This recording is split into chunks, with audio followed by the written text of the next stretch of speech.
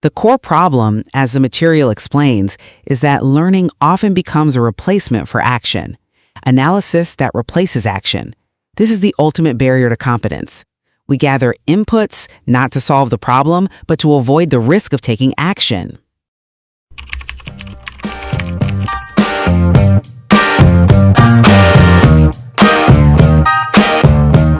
Welcome to Resilient Inspirations. Around here, we believe every story carries a lesson, and every question opens a new door. Think of this as friends talking over coffee, exploring ideas together. So let's get started, and I'll pass the mic to the conversation.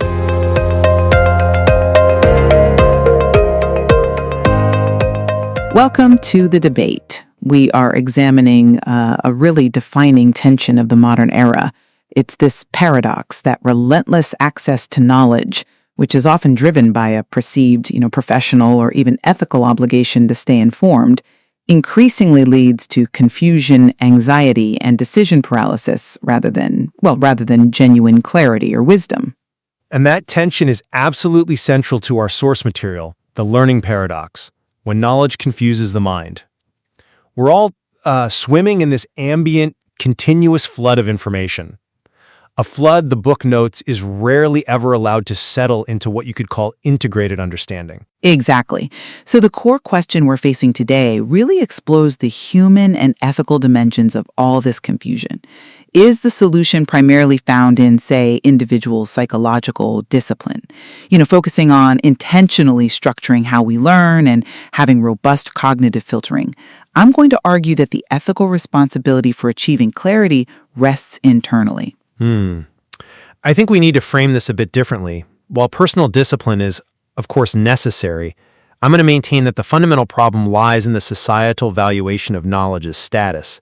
And that requires a much broader ethical and systemic redefinition of what competence even is.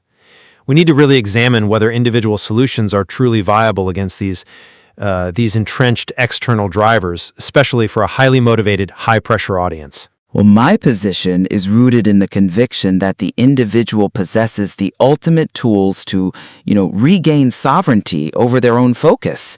Clarity isn't something the environment just grants you. It's something the mind achieves through effort. The ethical obligation, as I see it, is to ensure that learning is transformational, not just defensive. The material itself outlines some highly effective, actionable methods for this. We have to commit to filtering knowledge efficiently. We have to actively interrupt compulsive learning loops and develop patience as a learning skill.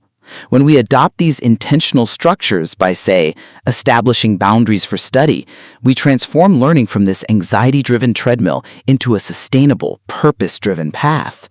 As the foreword suggests, true intelligence isn't measured by consumption, but by the ability to think, decide, and act with clarity. That's a compelling argument for individual agency, I'll give you that, but it risks minimizing the gravitational pull of all these external pressures. Focusing solely on personal discipline, it neglects the powerful psychological drivers that are identified right there in the text. The fear of missing out, or FOMO, the use of anxiety as a learning motivator, and the powerful concept of knowledge as status. The ethical dilemma here is stark. Our professional environment actively rewards the illusion of being ahead and learning for show. So if you're a competitive professional, maybe a CEO or an organizational leader, the very people who need this guidance the most, asking you to simply use techniques for mental reset just ignores that your overlearning is often a rational, if exhausting, response to market insecurity. If your competitor is out there accumulating certifications and specialized vocabulary, well, restraint in your professional reality often feels like a prelude to stagnation. And that brings us directly to the confusion paradox, which is the first critical consequence we have to address. The very paralysis you're describing is proof of an internal failure to prioritize, regardless of all the external noise.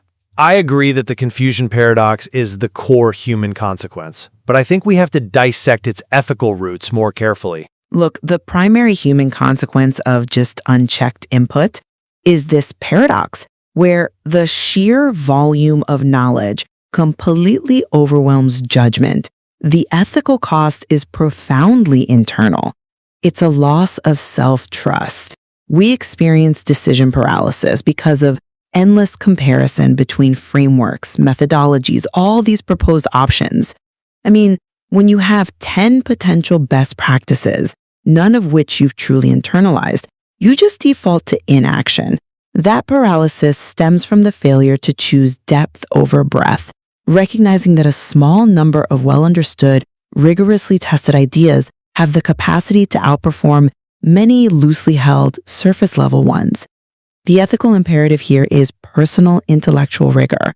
It's the hard work of integration. You're absolutely right that this leads to internal paralysis, but where I diverge is the source of the confusion. It's not simply a personal failure to integrate. It is a structural failure caused by information saturation and confusion. And think about the ethical consequence for those in positions of power. It's not just their internal paralysis, it's the rise of false confidence from surface knowledge which actively harms organizational performance when leaders apply these poorly understood concepts. Can you give me an example of that structural harm? Certainly. We all see individuals who can articulate concepts, let's say the latest agile methodology or a macroeconomic theory, with ease, but they've only read a summary or watched a single video. They have the vocabulary, which signals status, but they lack the underlying insight to execute or adapt when the model breaks. The system rewards the performance of knowing rather than the capacity to act wisely. So for that hard-to-convince, status-driven professional, the ethical solution requires redefining what it means to be smart. Socially, moving away from measuring intellectual worth by volume of inputs and toward valuing wisdom and restraint. The current system actually punishes the intellectual humility that's required to say, I need to stop reading now and just go reflect. I'm just not convinced by that line of reasoning, because the focus on external pressure distracts us from the internal mechanism that renders learning counterproductive. The core problem, as the material explains, is that learning often becomes a replacement for action, analysis that replaces action. This is the ultimate barrier to competence. We gather inputs not to solve the problem, but to avoid the risk of taking action. But if that action carries severe professional consequences, the risk of failure in a competitive market, is it not rational to overanalyze? The analysis isn't replacing action, it's delaying a high-stakes, high-risk action in an attempt to guarantee success. But that analysis is often the failure. The internal framework has to shift from learning for show, which is what happens when we just endlessly consume, to translating learning into action. This conviction is the only argument that will genuinely convince a skeptical, high-performing audience. You have to show them tangibly that intentional limits lead to greater competence and impact, the very metrics they value, more than endless consumption does. If they track their growth and measure their progress based on actions taken, not books read, they'll quickly see the point of diminishing returns.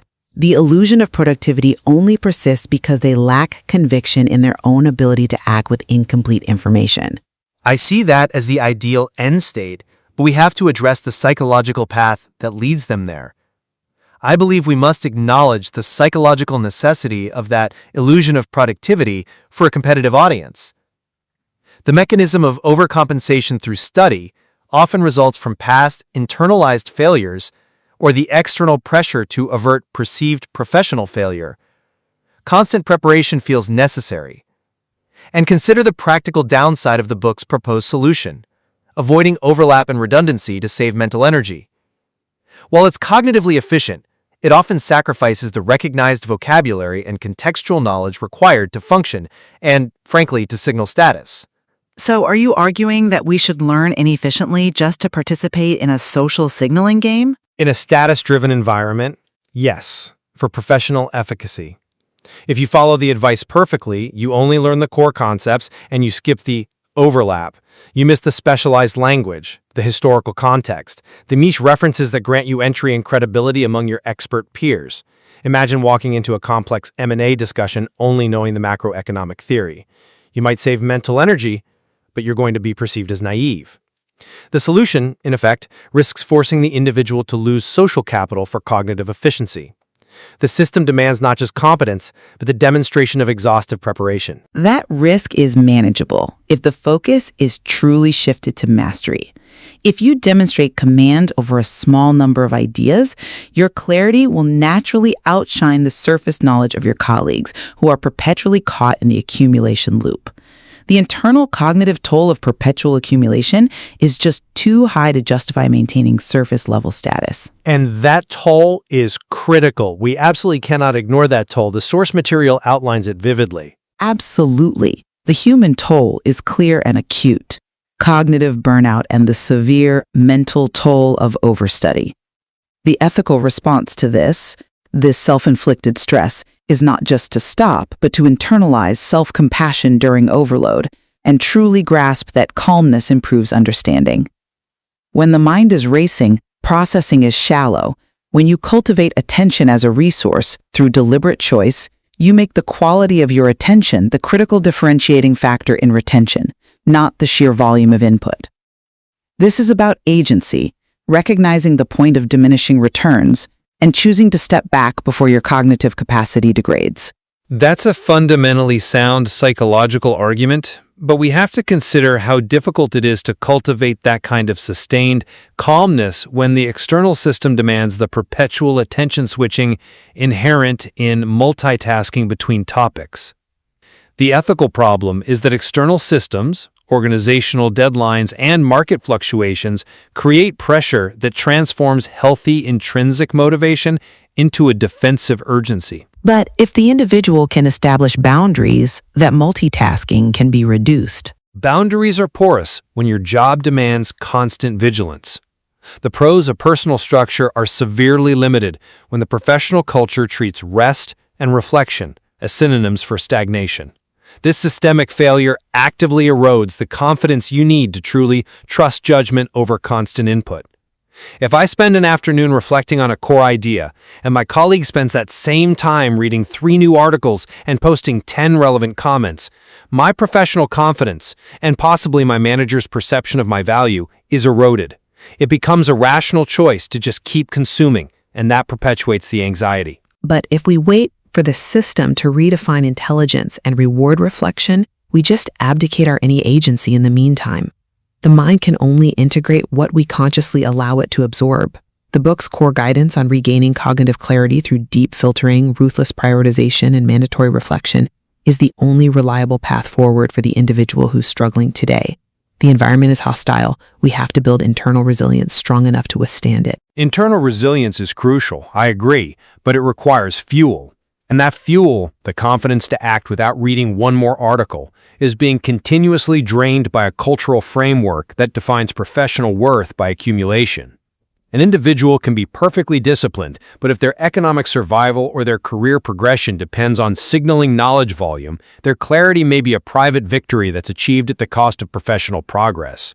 This is why the debate has to center on the systemic ethical shift, not just personal willpower. Ultimately, while external forces certainly exist and they magnify the problem, the pathway to living wisely in the age of information remains fundamentally internal. Clarity is achieved through intentionality and alignment. It's about recognizing the functional point of diminishing returns and cultivating discipline, not discipline to stop learning entirely, but discipline to ensure learning serves a defined purpose over mere compulsion, transforming the knowledge we absorbed into functional, actionable wisdom. And I maintain that the struggle against the learning paradox is perpetually magnified by systemic pressures that define worth by accumulation and superficial familiarity.